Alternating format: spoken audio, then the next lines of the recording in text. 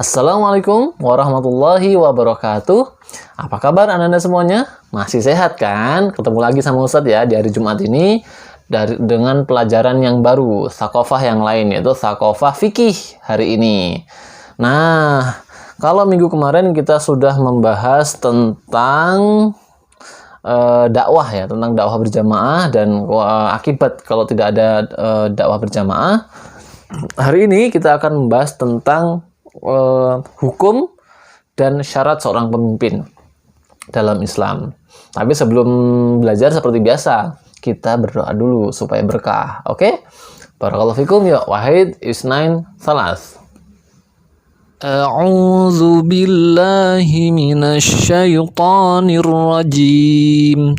Bismillahirrahmanirrahim. Allahumma anfa'na bima 'allamtana wa 'allimna ma yanfa'una wa zidna 'ilman nafi'a. Rabbi zidna 'ilma warzuqna fahma birahmatika ya arhamar rahimin.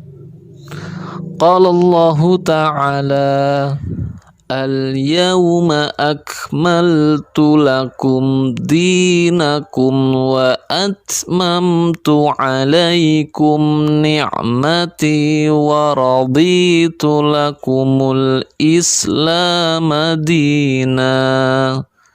Artinya, pada hari ini telah aku sempurnakan untukmu agamamu dan telah aku cukupkan nikmatku untukmu dan telah aku ridhai Islam sebagai agama bagimu. Quran Surat Al-Ma'idah ayat 3. Yang sudah berdoa, Ustadz doakan semoga lancar, semoga tetap istiqomah belajar dan dimudahkan mendapatkan ilmu ya. Barakallah. Nah, hari ini kita akan membahas tentang hukum dan syarat seorang pemimpin. Pemimpin itu adalah orang yang ditunjuk untuk memimpin ya. Secara umum disebut juga sebagai imam atau amir. Sementara kalau pemimpin negara disebut khalifah ya. Atau dulu juga ada sebutan sultan gitu. Tapi yang dalam Islam yang benar adalah khalifah. Pemimpin adalah orang yang memimpin, artinya orang yang mengurusi, mengayomi, memberi contoh dan bertanggung jawab. Itu pemimpin. Yang memimpin. Setiap manusia pada dasarnya adalah seorang pemimpin. Mau laki-laki mau perempuan, semuanya pemimpin. Antum adalah pemimpin. Antum adalah pemimpin. Jangan lupa, antum adalah pemimpin dan antum akan dimintai pertanggungjawaban atas apa yang antum pimpin. Minimalnya memimpin diri sendiri. Nanti Allah akan bertanya tuh, tubuh antum gunakan buat apa? Lisan antum mau antum gunakan untuk apa? Mata antum gunakan untuk apa? Semua ditanya sama Allah Subhanahu wa taala. Karena kita adalah pemimpin diri kita. Belum lagi kok seorang suami memimpin anak istrinya, seorang istri memimpin rumah tangganya, ngatur rumah tangga, ngatur rumah dan sebagainya. Apalagi pemimpin negara, itu nanti banyak betul yang akan dimintai pertanggungjawaban. Rakyatnya gimana, masyarakatnya gimana dan sebagainya. Nah, Rasulullah bersabda dalam sebuah sabda yang terkenal ya, kulukum ra'in wa kulukum mas'ulun an ra'iyatihi, dan seterusnya, panjang hadisnya, dibaca sendiri ya nanti di rumah. Tapi artinya begini, setiap kalian adalah pemimpin dan akan diminta pertanggungjawaban atas apa yang kalian pimpin.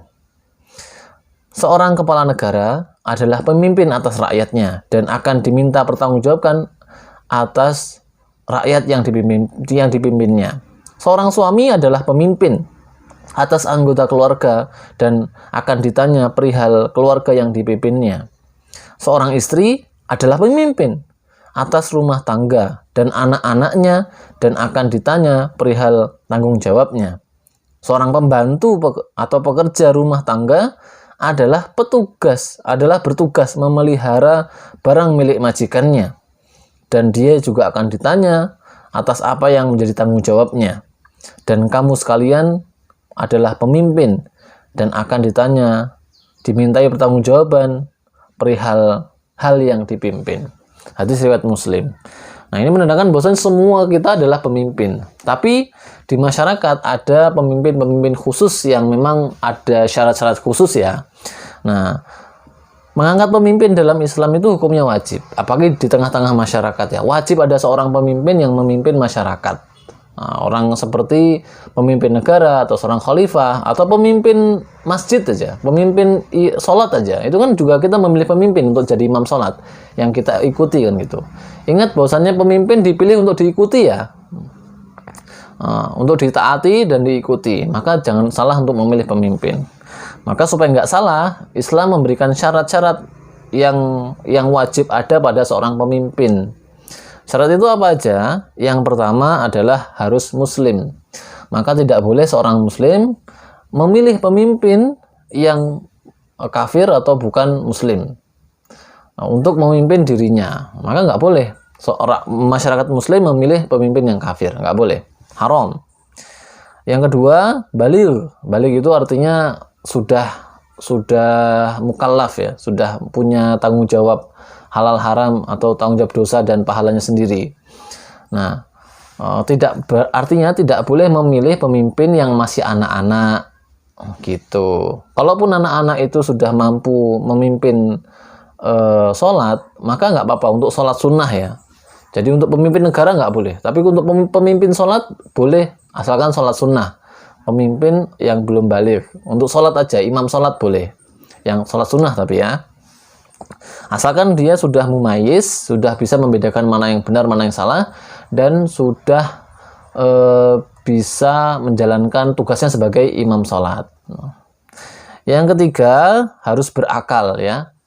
Tidak boleh orang gila dipilih jadi pemimpin, rusak semua nanti ya. Yang keempat, merdeka.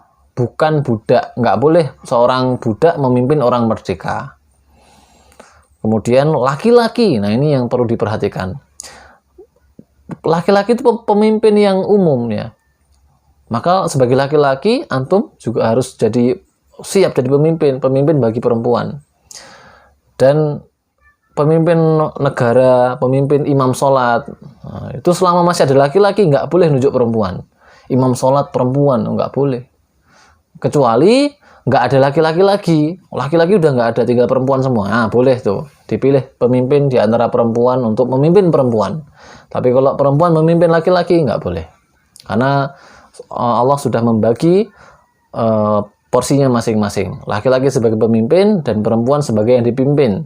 Karena masing-masing punya kelebihan dan kekurangannya masing-masing. Gitu ya.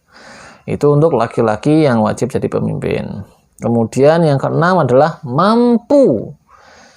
Harus mengangkat pemimpin yang mampu. Pemimpin kalau nggak mampu menjalankan tugas yang dia pimpin, itu langsung diganti aja. Nggak boleh. Misalkan milih orang untuk jadi imam sholat. Ternyata dia nggak hafal Al-Fatihah. Ya suruh mundur, ganti yang lain. Gitu. Artinya dia nggak mampu untuk menjalankan perintah sebagai seorang pemimpin. Yang ketujuh atau yang terakhir adalah harus adil. Nggak boleh memilih pemimpin yang zalim. Adil itu meletakkan sesuatu pada tempatnya. Zalim itu meletakkan sesuatu tidak pada tempatnya. Tempatnya aurat itu ditutup. Ini ada pemimpin yang nggak nutup aurat. Nah kan zalim itu artinya, pemimpin yang zalim. Maka dia nggak sah jadi pemimpin imam sholat. Karena auratnya terbuka dan seterusnya. Maka harus memilih pemimpin yang adil. Adil baik dalam masalah hukum, dalam masalah masyarakat harus adil ya. Nggak boleh memilih pemimpin yang zalim. Kalau ada pemimpin yang zalim harus diingatkan dan dirubah. Pemimpin ganti yang lain yang lebih mampu. Nah, sampai di sini jadi sudah paham ya bahwasannya dalam Islam itu ada kewajiban mengangkat seorang pemimpin. Hukumnya wajib mengangkat seorang pemimpin di tengah-tengah masyarakat. Karena di dalam surat An-Nisa tadi kan, ketika Ustadz membuka materi itu selalu dengan ayat. Nah, ayat itu ada kaitannya dengan materi yang Ustadz sampaikan. Ketika Allah Subhanahu wa taala berfirman, "Ya ayyuhalladzina amanu atiiullaha wa atiiur rasul wa ulil amri minkum." Nah, hai orang-orang beriman, orang-orang beriman diseru oleh Allah Subhanahu wa taala, taatilah Allah, ati Allah, wa atiur rasul, dan taatilah Rasulullah, wa ulil amri minkum, dan pemimpin di antara kalian. Nah, jadi kita harus mentaati pemimpin di antara kita. Nah, ketika ada persengketaan antara kita dengan pemimpin kita, maka yang harus dikembalikan kepada Allah dan Rasulnya.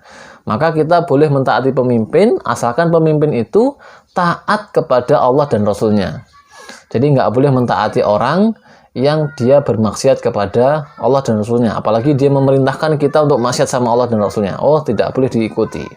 Tidak boleh diikuti. Harus dihindari dan harus ditolak. Kalau ada pemimpin yang mengajak untuk bermaksiat kepada Allah Subhanahu wa taala.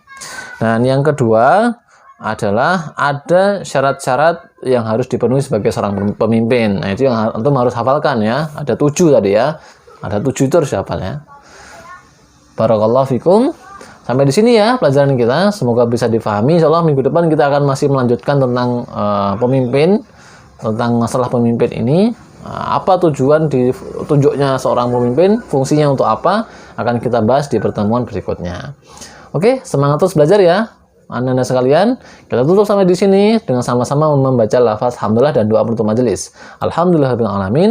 Subhanakallahumma bihamdika asyhadu an la ilaha illa anta astaghfiruka wa atubu ilaik. Kurang lebih mohon maaf. Assalamualaikum warahmatullahi wabarakatuh. Bye bye.